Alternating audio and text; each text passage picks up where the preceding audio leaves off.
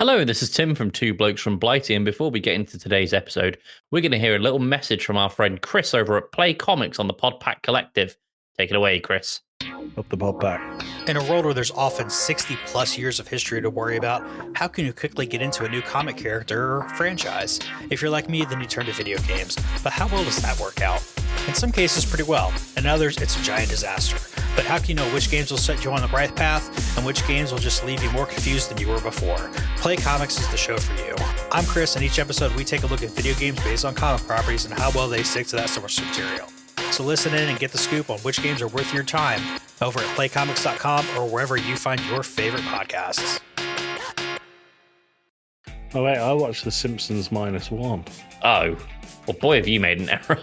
Starts throwing it back. Starts throwing it back and really breaking it down for everyone in the church. I was elected to lead, not to read. Milk. It's so staggeringly shit. The whole episode, I'm planning on edging the entire audience for about 45 minutes. You Blokes from Blighty, Tim and Joey. Oh yeah, podcast games, man, we're rock steady. Talk about cheesesteaks from Philly, real tasty. Window cleaners, not they're pesky. Tim's got the jokes, Joey's got the win. Mike's in hand, never quit. Y'all, they legit, you know, dive into bread. Cheese, beef at dawn. Those squeegees on glass, man, be gone. Cheesesteaks loving, podcast running. Ooh yeah, window cleaners, we just shunning. Blokes from Blighty, Delilah, get from nothing for laughing, fun by night. That's right.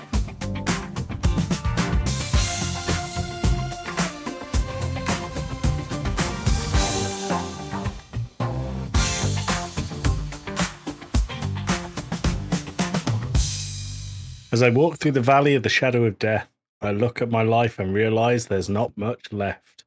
This is your uplifting start to Two Blokes from Blighty. Happy Wednesday morning, everyone. Hello, Tim. Hello. How you doing? I'm good. So, I'm not saying this to you, I'm saying it to the listener. They bloody know by now, but I hope you should know. My name's Joey Fitzgerald, and I am joined by ever, as with the fashionably conscious Tim Fitzgerald. I thought you were going to say fashionably late. Well, you were fashionably late, and we're going to talk about why shortly. But fashionably conscious is where I'm going. So, how are you, Tim? Yeah, I'm fine. What about you? You meant to say something about being fashionably conscious. Oh, sorry. Yeah, I am. I'm on the catwalk unconscious.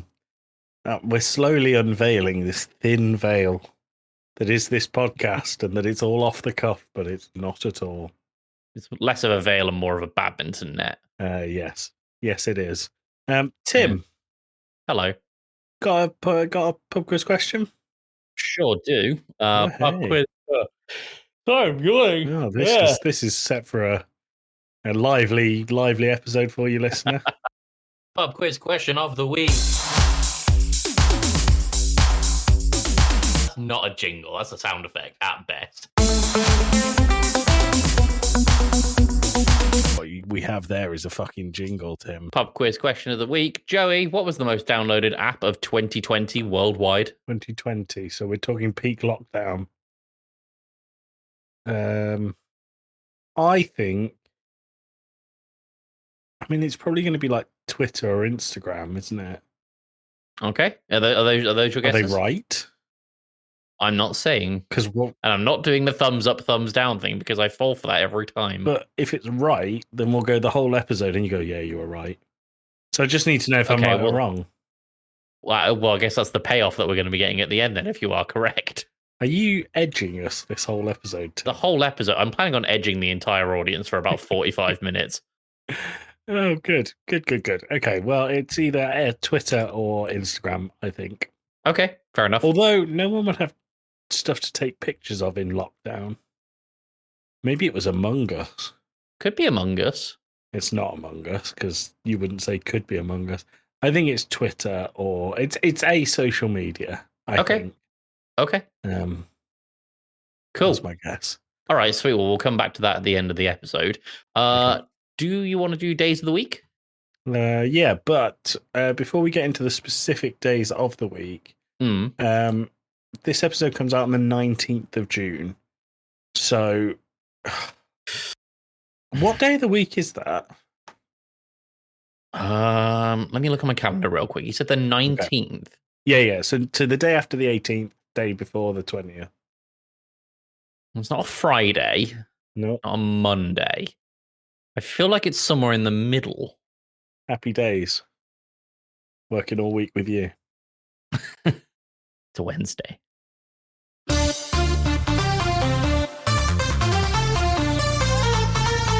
Wednesday, my dudes.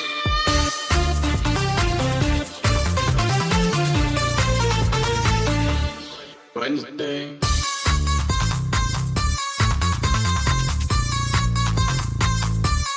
Wednesday.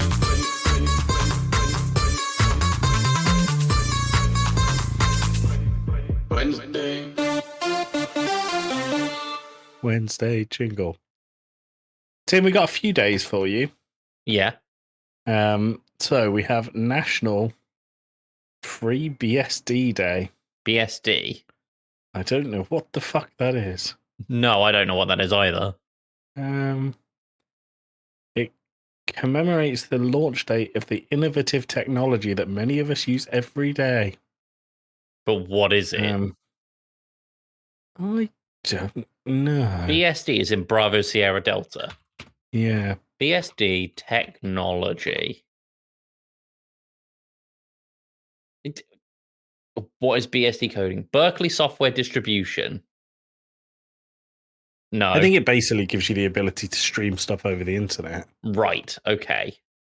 But I mean, I could be wrong on that. Then we have National Watch Day. Well, I've just looked up BSD on Wikipedia and it says working state discontinued, so I don't think we use it every day. Cool. Cool. Sorry, what was it? National Watch Day. Oh, I do have a watch. I'm not wearing it right now though. Cool story. Yeah. Pretty sure I'm unique in that regard. Yeah. Then we have World Sauntering Day. Maybe. You like a saunter, don't you? Who doesn't? Okay. And then, Tim, we've got National Garfield the Cat Day. Well, we're going with Garfield the cat, obviously. I feel like there is a really standard way that you would want to celebrate this, but Tim, how do we want our audience to celebrate Garfield the Cat Day? I want our audience to put in our Discord the weirdest Garfield fan art they can find. I watched an episode on weird Garfield fan art the other day.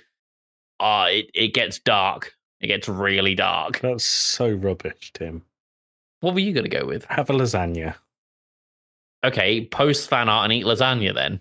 Hate Mondays. Yeah, hate Mondays. Kick dogs out of windows. Yeah. What? Yeah. What? Yeah. That's what Garfield does to Odie all the time. Really? In the comics. Oh. Yeah, all the time. Not very nice.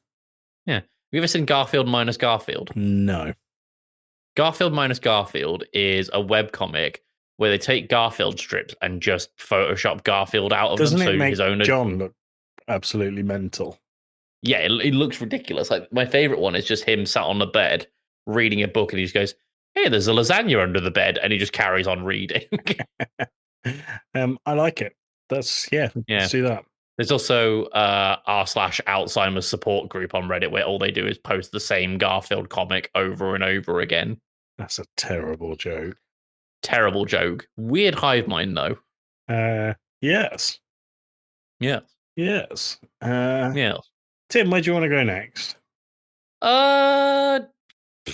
Do you want to go straight into one of our other sections, like jokes or? That's why I asked you.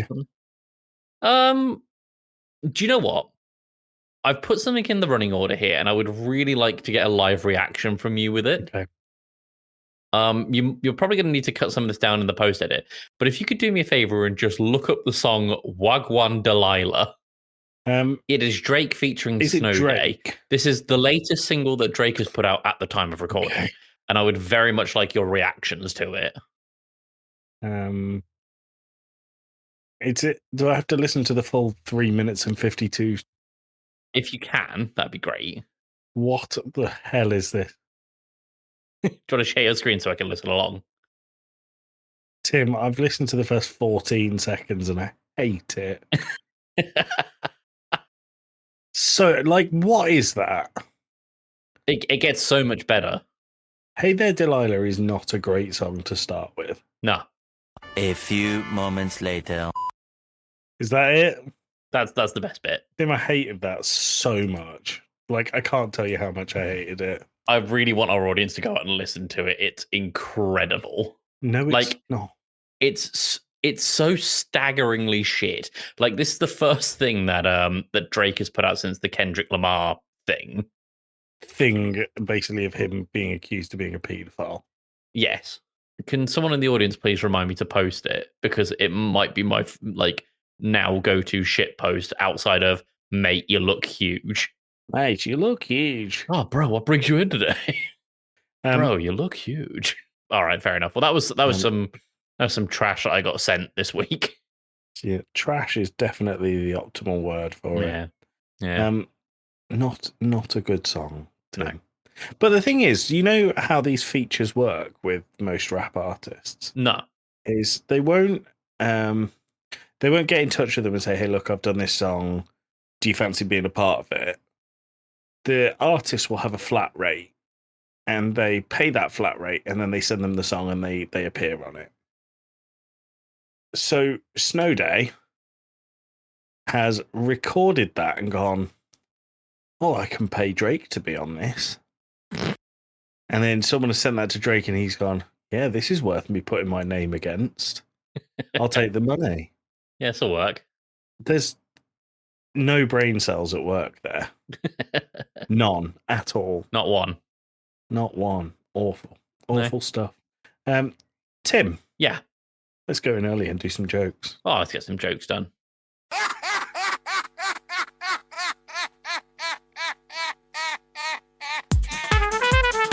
That's pretty funny, to be fair. That joke was weak.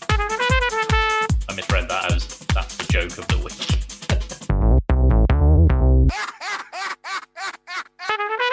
So this is the joke of the week section where Tim and I tell each other one-liners. The point is to make the other person laugh.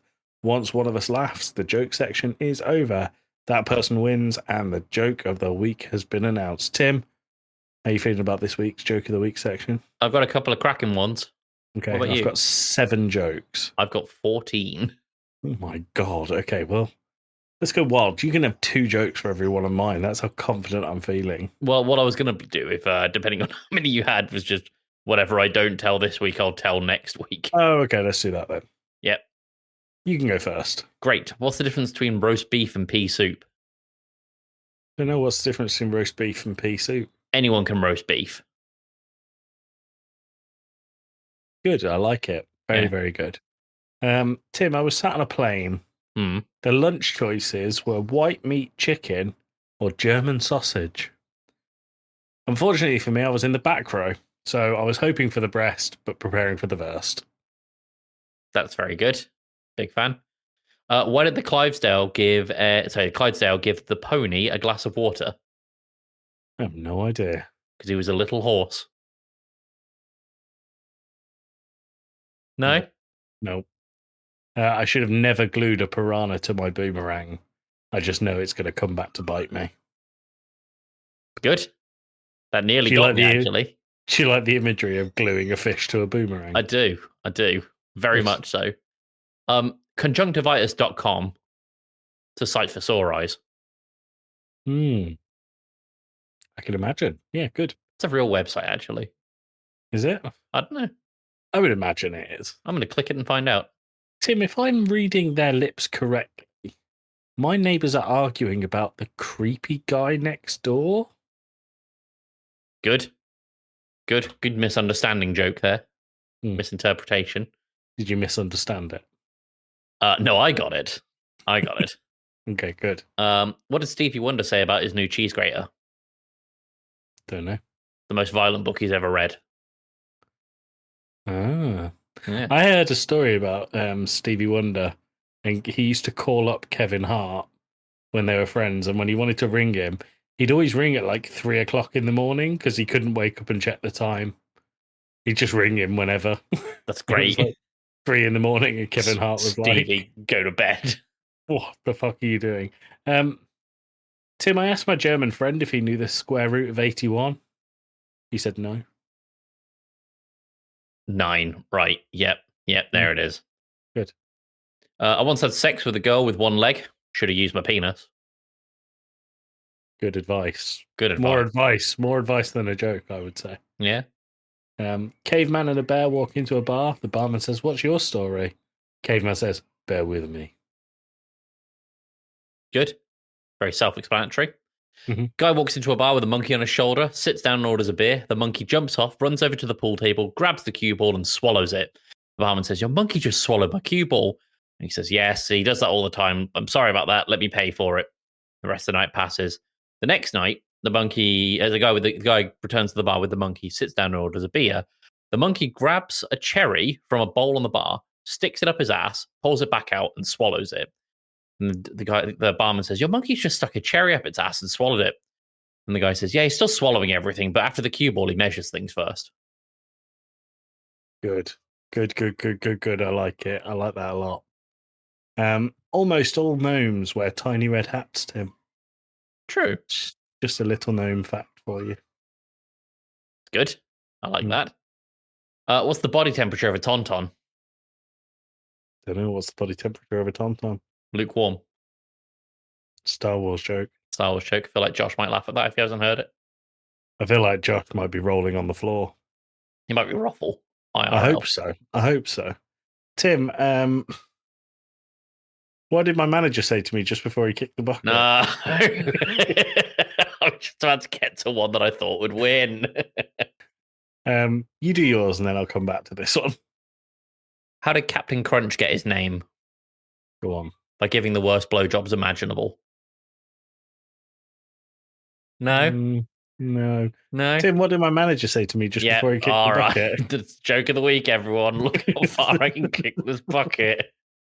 What's the relation going to be next week? Hey, Joey, look how far I can kick this bucket. The cheat code wins again. It's like a fucking Konami code.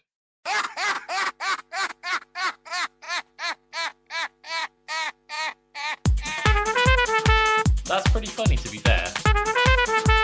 That joke was weak. I misread that as that's the joke of the week.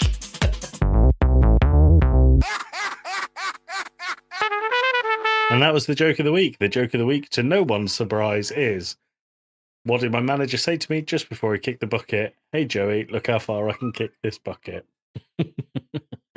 Very, very good. Cool. Should we do movies? Yes, let's do movies. So.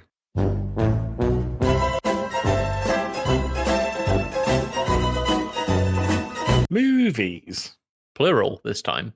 Plural. It's our first ever double feature. Whee. I know. We watched the Simpsons movie and Godzilla -1. Which one do you want to talk about first? Oh, wait, I watched The Simpsons -1. Oh. Well, boy, have you made an error.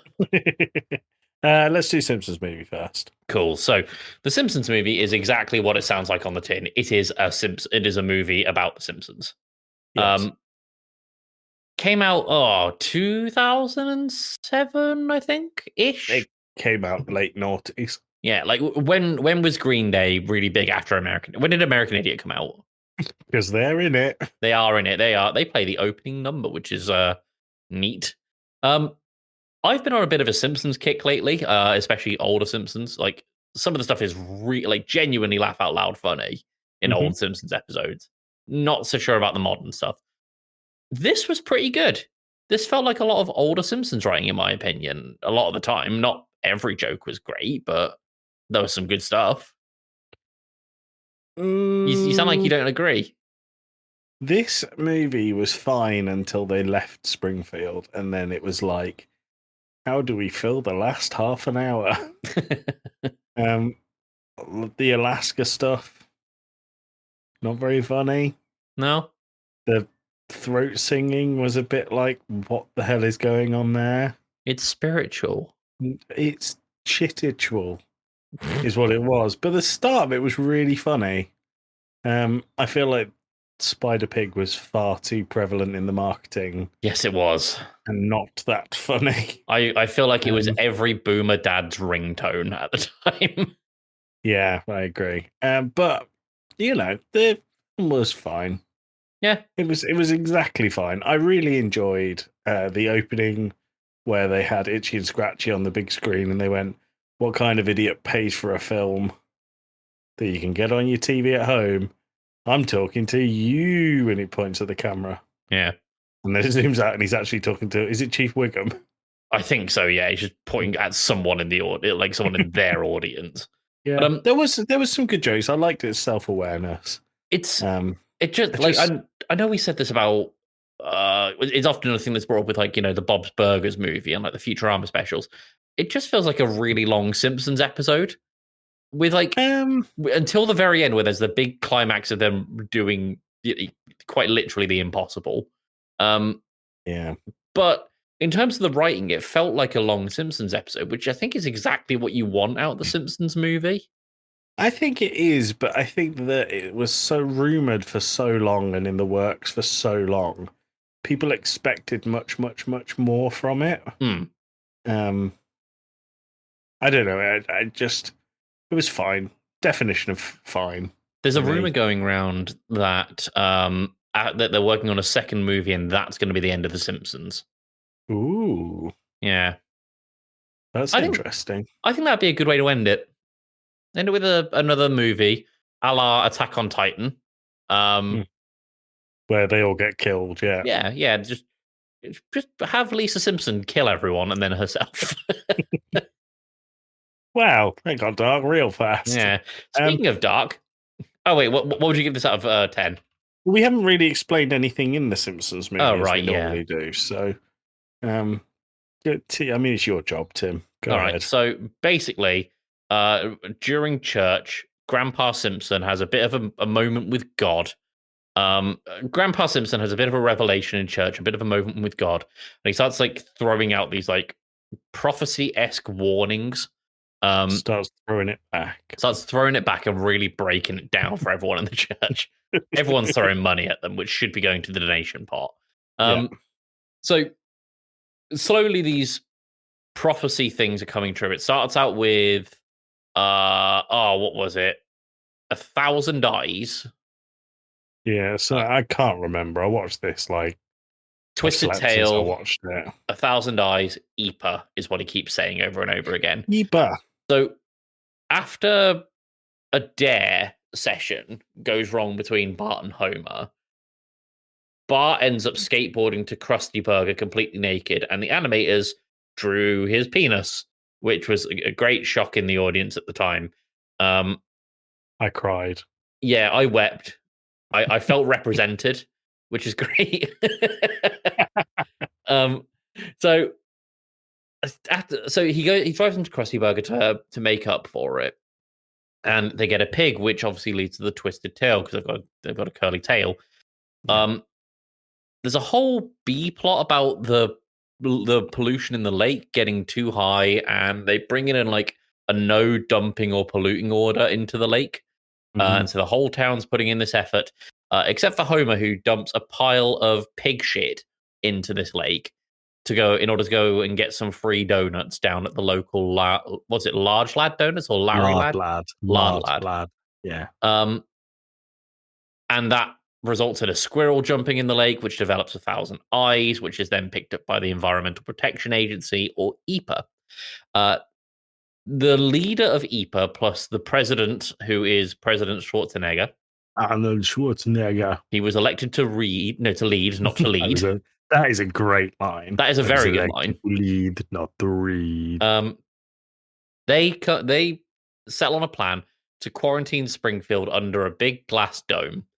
The only people that manage to escape are the Simpsons because of a sinkhole underneath the house. Underneath a sand pit in the garden. Yeah. And so the reason they have to escape, though, is because it becomes very apparent, or rather, it's found out on the news that Homer's silo of pig shit was the thing that was the straw that broke the camel's back, so to speak. And so everyone is mad. Everyone's mad, and they get nooses, complete with a noose with a dummy or a pacifier on it for Maggie, which is a really dark joke. That's a really dark joke. They all escape through the sinkhole, and the Simpsons' house collapses. And of course, the government get word that the Simpsons have escaped, and so they are now fugitives on the run.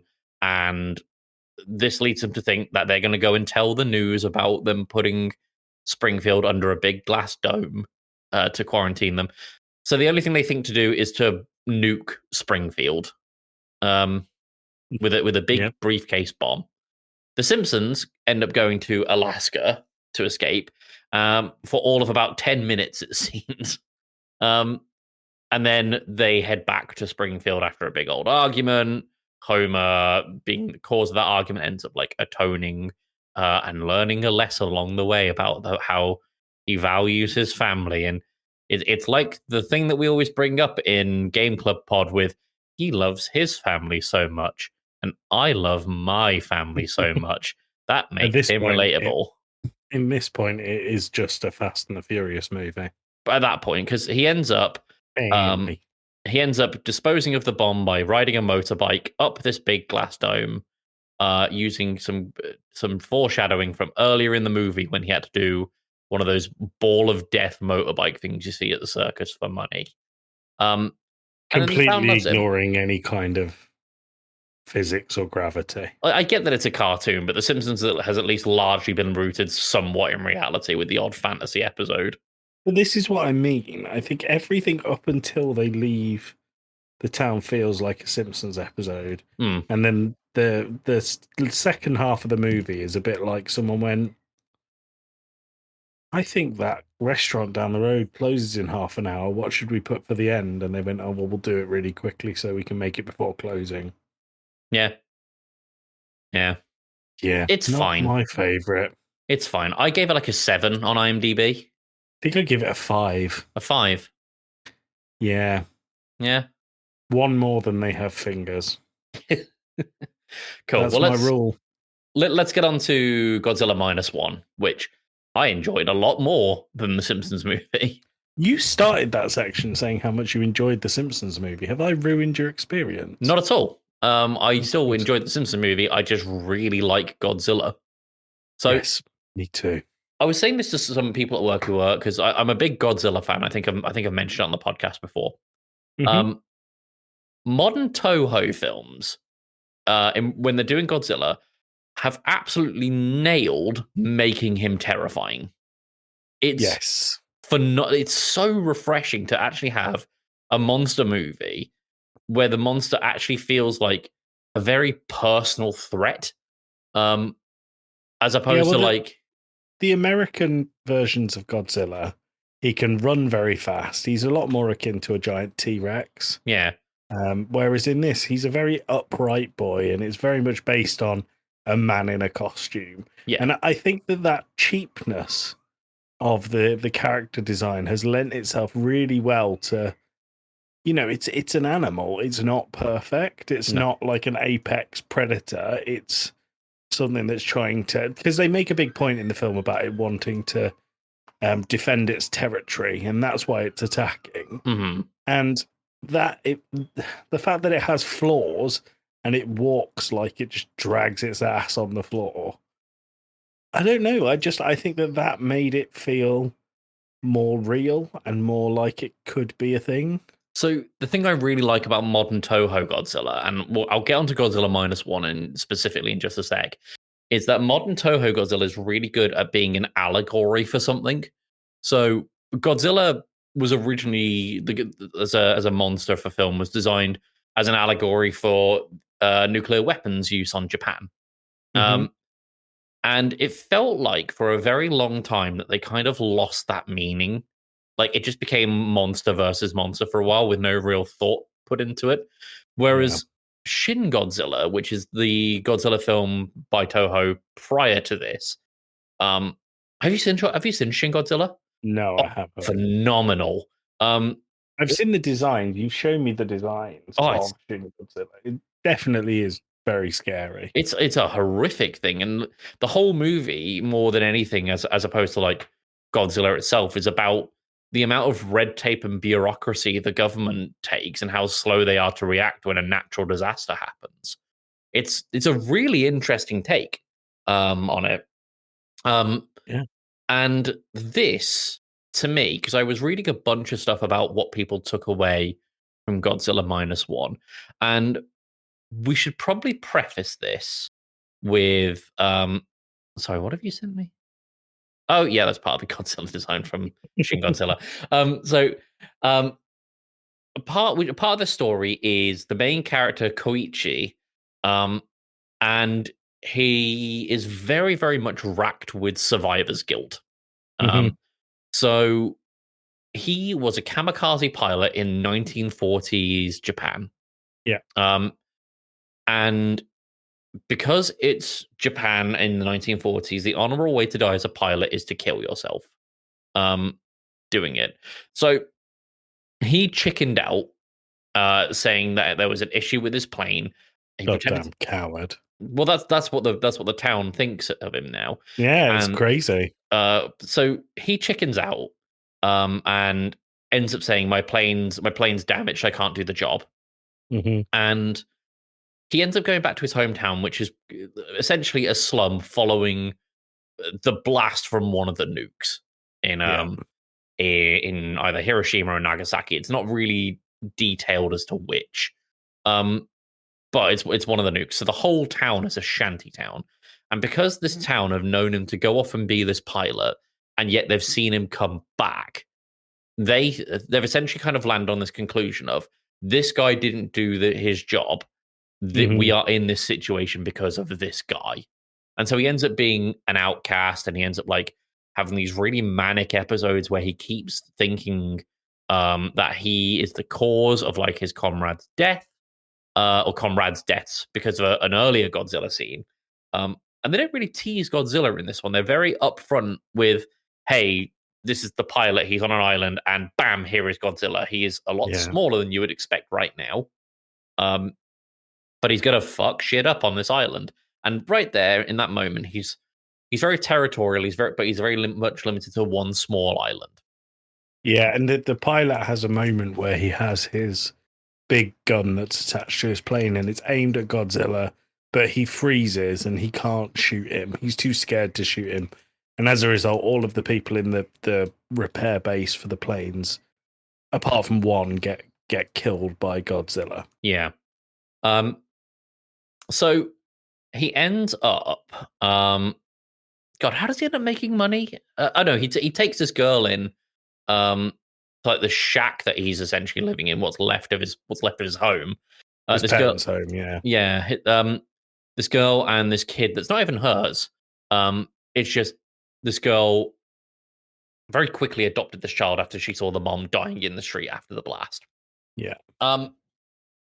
So they end up building this little life together, and he ends up making money by going out to sea and being a part of a crew that destroys sea mines. Yes, it's paid very well because he's expected to die whilst doing it. Yeah. And because of that, he ends up very quickly becoming like one of the richer people in this slum. Or I think it's probably more apt to say like the least poor. Yes. Yeah. And he builds up his house, and then he's able to start building up other people's houses until there's basically like a small village again. And at this point, Godzilla starts being spotted off the coast. Starts being a grumpy lad again. He starts being very grumpy. And he is fucking shit up, as Godzilla does. He's like, they find like what is it, a US warship off the coast. Yes. Yeah. And it is ruins it. So they end up like tracking Godzilla until he eventually makes landfall and heads straight to Kansai, which is a pretty major district of Tokyo. And he ends up fucking shit up. And he uses this new atomic breath that he's got. Now, the atomic breath has always been a thing in Godzilla movies. But you've not seen it in this one. Not seen it in this one, and it is looking good in this one as a Godzilla fan. Yeah, basically causes a mushroom cloud, doesn't it? So, Yeah, like it's a big old heat ray followed by a big old nuke at the end. mhm. And the film ends up becoming this whole thing about trying to. It's almost like a revenge story, like a Moby Dick thing for Koichi to defeat Godzilla and avenge the comrades on the island from when he first met him. Well, there's also that bit in the attack in. Did you say Kansai. Kansai. The Japanese words and names all blend into one in my head. The attack on Kansai, the girl that he took in with the baby is working in Kansai, and spoiler alert, she is presumed dead after the attack. Yes. So I'll take over, Tim. His crew has a doctor on it, the crew that deals with the mines, and the doctor comes up with a plan to kill Godzilla. And this plan involves wrapping loads of air canisters around Godzilla whilst he's in what's the trench called? I don't remember the name of the trench. It's the deepest part of the ocean. Yeah, basically. it's like 500 meters down or something. It's 1,500 foot, I think, as they said. So, which might be about the same thing, Tim. Maybe. And they said if they let all these air canisters go at once, the air bubbles, it'll create a vacuum around Godzilla and he'll fall to a depth where he so the pressure will kill him. Can't withstand the pressure because every inch of water is the equivalent to 3,000 tons of pressure. Mm-hmm. And it involves getting 2 warships and strapping these canisters to the back of them and then using them to loop around Godzilla and pull him under. Mm-hmm. And then there's a whole flotation thing afterwards as well. I didn't really get that, but for the decompression. Yeah, they kept saying that, but that doesn't mean anything to me. Yeah. But whilst this is going, the lead character, who was the pilot, was going to fly around and distract Godzilla so he doesn't attack the warships. But secretly, he's going to go and try and land inside Godzilla and blow him up from the inside, therefore having his honorable death that he didn't have in the war and not being disgraced as a failure of a kamikaze pilot. Mm-hmm. It's good. It's good. It's really bloody good. And I mentioned before that to me a lot of modern Toho Godzilla films are an allegory for something that the directors want to convey. So in Shin Godzilla, it's to do with the bureaucracy and red tape, as I mentioned before. But in this Godzilla -1, to me, there's 2 meanings to Godzilla. There's I think there's a very personal level for Koichi, the main character. For it's like it's his survivor's guilt incarnate. It's like a physical thing that has directly led to his very much broken mental state. The other thing that I think it represents to me is, and this is on a much more like national level for Japan, is the threat of further nuclear action. So if you kind of put yourself in the perspective of someone living in Japan in the 1940s, and not 1 but 2 nukes have been dropped on your country, that is very much unprecedented. And you don't know if that could happen again. And now there's this creature coming around, which, by the way, Godzilla gets powered up, as it were, in the movie, by the Americans testing nukes at sea and allowing him to have a very rapid development because they essentially nuke where Godzilla is. Yeah. I think this film represents the fear in the Japanese people at the time of further nuclear blasts and further nuclear action from the US. I think it's a really interesting take. I think what we haven't said is, and major spoilers, he doesn't kamikaze himself. He has an ejector seat, which realistically, I think we all saw coming an absolute mile away. Yeah. Because there was a bit where the guy who fixed up the plane went, and let me show you this special feature, and then it cut away, and I was like, I wonder what that could be. Yeah. An ejector seat. But I actually thought the most interesting part of it was the lead character's relationship with his adoptive family. and how his failure to accept the child as his own evolved over time to actually being the exact thing that he wants. I think him blaming himself for everyone in his shantytown's death means that he felt he didn't deserve this ideal family scenario that he ended himself up with. And it turns out that the girl who he took in wasn't dead. She has a black mark on her neck, whatever that may be as teaser for. So I don't think that's a teaser for anything in particular. I think that's just meant to be like representative of radiation poisoning. So it's a happy but not happy ending for them. To a degree. I mean, if you've ever read about radiation poisoning, it is horrific. Well, let's keep it light, Tim. Yeah. What do you give Godzilla out of 10? I gave it an 8. I think I'd give it a 9. Yeah. It's bloody brilliant. It's absolutely phenomenal. We should absolutely watch Shin Godzilla on Movies Club at some point, but we'll get to that, I'm sure. Yep. Do you want your movie for next week? Yeah, go for it. How do you feel about horror? I like horror. Have you seen It Follows? I've not seen anything of the new It stuff. No, it's not It. It's not the funny clown man. It's called It Follows. Is that different from It? Yes, very different. This is actually scary. 2014, yeah? Yeah. Oh, I think I've seen the poster for this. Yeah, Spooky Long Man. Spooky Long Man? That's probably what you've seen. Not quite what I've seen. No, I've seen the car in the woods. Okay, fair enough. Yeah, that's all I've seen. Yeah, It Follows. If that's what you'd be watching. Okay, yeah, fair enough. I can get behind that. Cool. Tim, we are rapidly running out of time. I think you've got 3 things in the running order we haven't covered. Choose one of them to go into next week. We'll cover the other 2 and then we'll get the fuck out of here. Actually, I can hear the door. Tim, is that your side? Oh, hang on. Let me just take off it. Oh, yep, that's me. That's me. Hang on, give me a sec.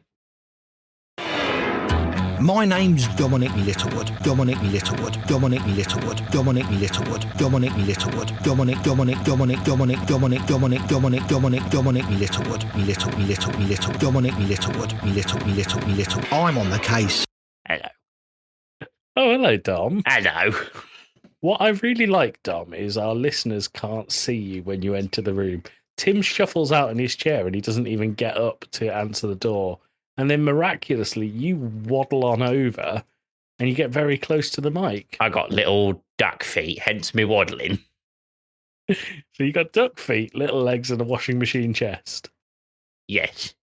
I can see why the builders of England are terrified. They live in fear. They live in fear. Dom, how are you? I have had a very hard time getting here today. I had a song stuck in my head. Okay. It was Wagwan Delilah. Wagwan Delilah. Are you proud of that, Dom? Very. Okay, good. So my question for you is Snow Day a real singer or is he a complete shambolic fraud?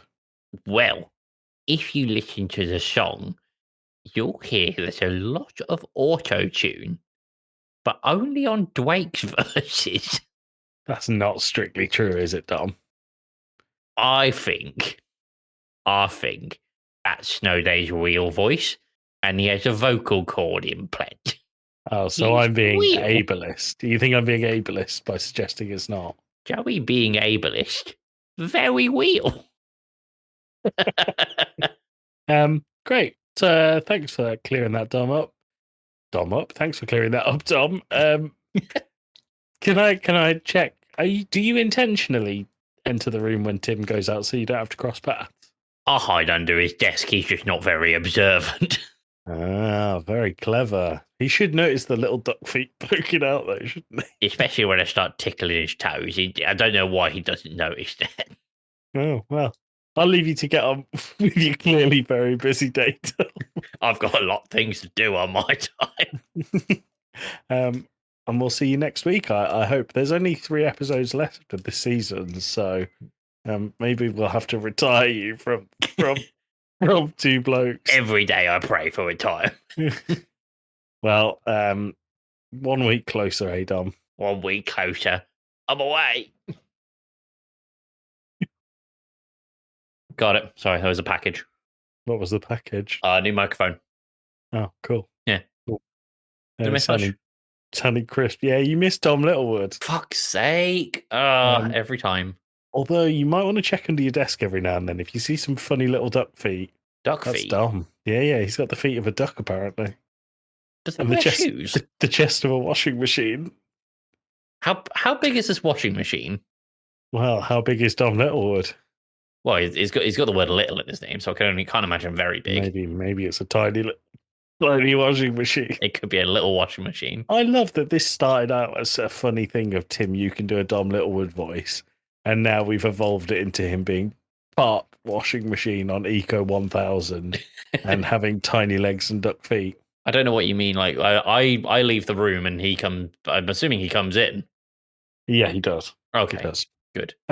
Tim, Aldi price labels and a glitch in the Matrix. Oh yeah, okay. Only a stupid little story. This. I was in Aldi a couple of weeks. Yeah, it's supposed to be a couple of weeks ago when I wrote that note in. You know the little price labels in Aldi? No. Do you shop at Aldi? Yeah. Yeah. So you know, like on the shelves, you've got like the little price Oh, tag I thought you meant the things stuck on the shelf, like on food, not on the shelves. Yeah, no, on the shelf. I know what you mean. Yeah. What do you think they're made of? I don't know. Recycled cum. No, they are screens. No, they're not. They are. They might be in your fancy ass Aldi, but I pulled the paper out of mine by accident the other week. Well, okay, the one by me then, it's got little screens on it. And what I was looking at it, like got a flicker from red to white one day, and I was like, what?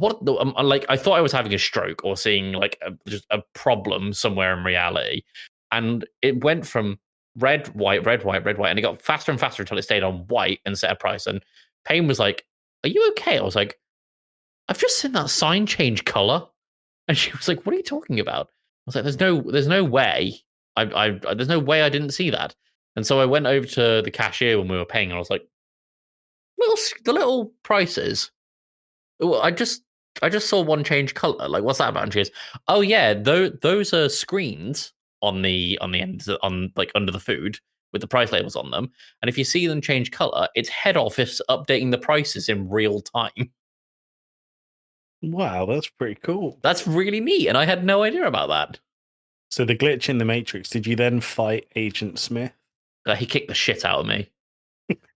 In front of the artichokes. Morpheus said you can either take the red pill or the blue pill. If you take the red pill, you'll become a soy boy beta cuck.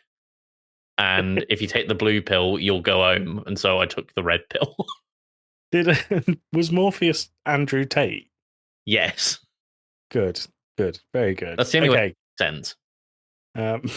So, Tim, you soy boy beta cuck. Yeah. You've also written the easiest job in the world. Yes. So I was listening to a Twitch streamer the other day, and he was talking about on stream what the easiest job in the world is, because he said streaming's normally a pretty easy job. Essentially, you just don't say anything problematic and you're probably fine. I don't know if I agree that streaming is the easiest job in the world. I think it's easy once you've made it. Like, I think someone like Pokimane, XQC, even someone like Queso just needs to do what they've done in order that they've garnered their following. But I think that it's such a diluted market now that if you want to be big, you really have to find a niche, or you have to get your ass out. Yeah. Which I do, and it still doesn't work. Well, that's for our Patreon. Oh, it's the paywall. It struck us wrong. Stopping engagement with your cheeks. So I was talking to some people about what they thought the easiest job in the world was, and someone suggested a findom. What's a findom? A financial dominatrix. So a financial dominatrix is someone who insults people with a domination fetish, and they give them money for it. I don't get it. It's absolutely a fetish thing, Okay. but I wondered what you thought the easiest job in the world was, because to me that seems like a pretty good contender. Yeah, that is pretty good. I also think getting paid to test Amazon products is probably a pretty easy job. Now I know someone whose job is that. Yeah, sounds like an easy job. Yeah. But actually, I think a lot of CEOs probably have quite an easy job when their company's set up correctly, because they don't do, they tell. Yeah. I don't know. I don't know, to be honest. I think it will depend hugely on your line of work that makes it easy. I think it depends on where you work. So a job role in one industry with a job title might be significantly more difficult in another industry, even though they may have the same job title. I think I see what you're saying. Like I get adverts on LinkedIn all the time to say my job title, but with the Ministry of Justice. And then I look at the job advert and it sounds like an awful, terrible, really hard job. Mm. Whereas my job, I'm not saying it's easy. It has its stress moments, but it's not the hardest job in the world. Mm. So I don't know, to be honest with you, Tim. I think professional bitch boy would be easy. Yeah. Yeah, that's my dream job. Professional bitch boy. You've just got to take the red pill. Right. Yeah, I'll be a soy boy beta cuck with you. Yeah. And get paid for it. Yeah, we'll set up a company with that somehow. I don't know what the company does. But I do think it's an interesting conversation, because I think, and the one we don't have time for. No. Because I do think that the easiest jobs in the world are ones that you have to work incredibly hard to get to. Yeah.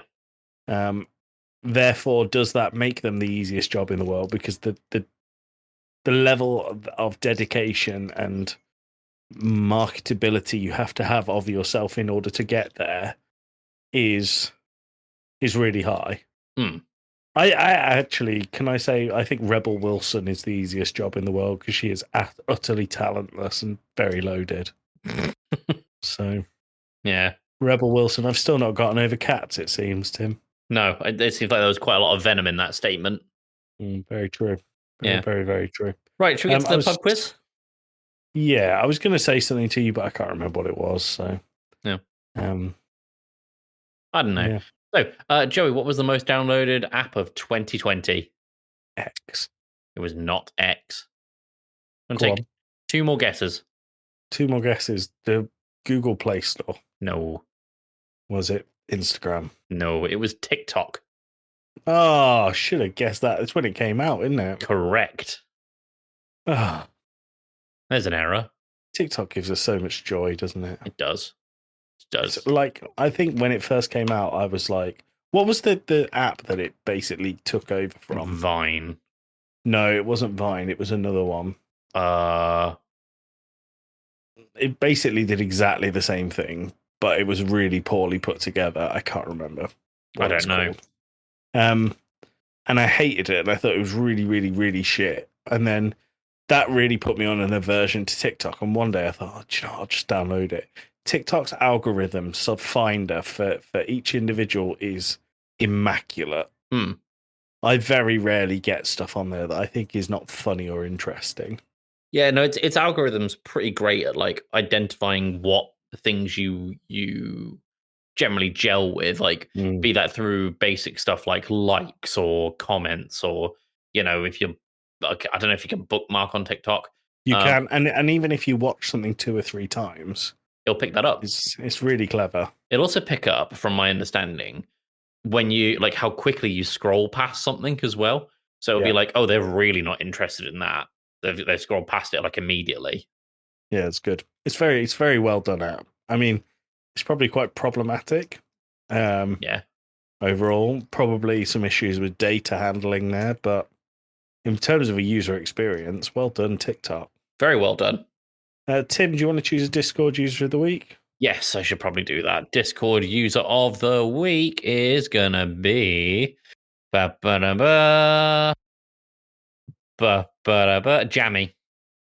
Jammy. I know Jammy. Do you want to give Jammy a backstory?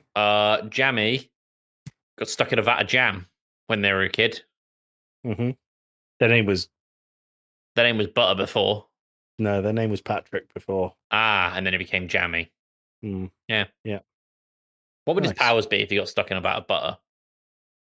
It'd slide everywhere. Surely that'd be really sticky. You know, like Frozone in The Incredibles, where he just shoots a thing of ice under his feet. Yeah, but the jam would stick. The point is the ice is slippery. You said butter though. That's what his name was originally, but he got stuck in a vat of jam. Well, then you can shoot jam out your fingers. If you question that gets brought up at work sometimes. You can have 5 fluids shoot out I've each one of your had digits. this question as well. Okay, I go for this is for the audience. This is what 5 fluids are you choosing to shoot out of your fingers like a hose? at will. At will, not just involuntarily. I would go for water, Always, yep. petrol, Petrol's a really good one, yeah. because I can fill the car up for nothing. Monster energy drink, the white one, whatever it's called. Skinny goth juice. Skinny goth juice. That's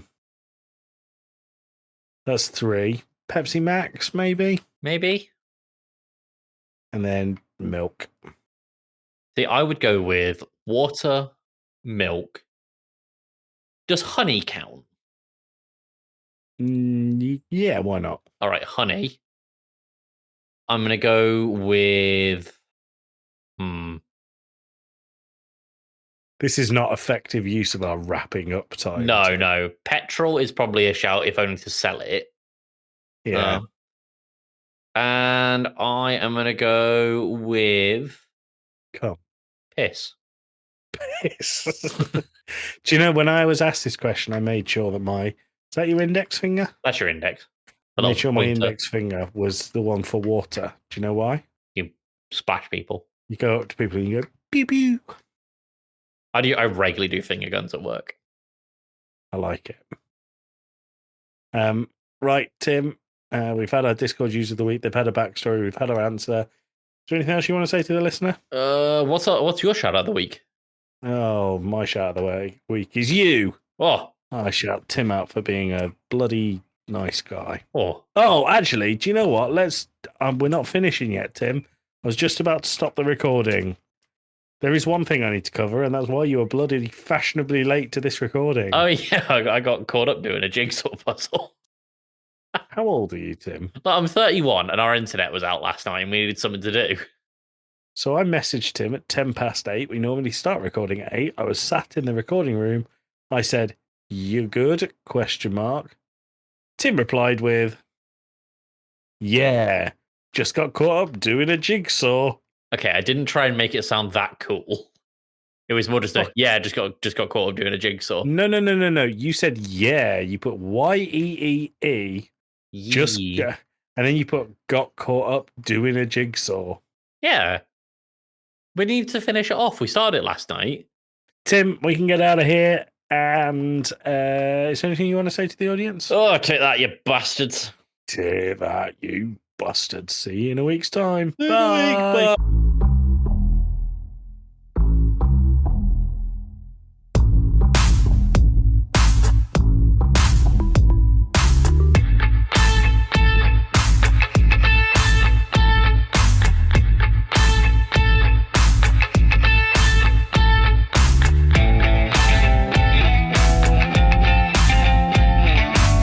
We need to finish it off. We started last night. Did you finish it? Not quite, but it's nearly there. Are you going to go back and finish it now? Yeah, I am actually. How does it feel having your virginity grow back? I feel whole again. Right, Tim, you and your hymen can get out of here. I'm gonna break it riding a horse.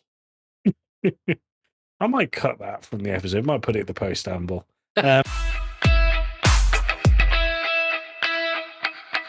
And you okay? Yeah, did you not hear Jack then? No. Oh, okay, he's running up and down the corridor, screaming. No, I didn't hear him. Sorry, go on. So, the problem is, I think our recording software is going to merge my voice onto Wagwan Delilah.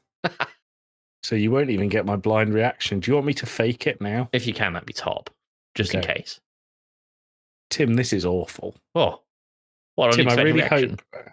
I really hope the plain white tees sue Snow Day. What was your favorite bit? None of it. No? Did you not like the part where he rapped about a British Columbia bank? Like is a strong word. Detest is another.